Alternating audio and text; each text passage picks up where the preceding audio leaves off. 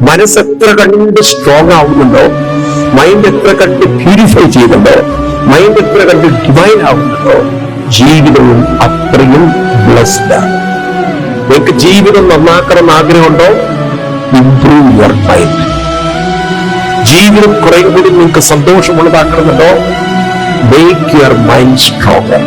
വേറെ വഴിയില്ല. ബാക്കി എന്ത് എൻവയറമെന്റ് തന്നാലും, എന്ത് സൗകര്യം തന്നാലും, അസ്വസ്ഥമായ മനസ്സിന് ജീവിതം ആസ്വദിക്കാൻ പറയൂ സാധിക്കും.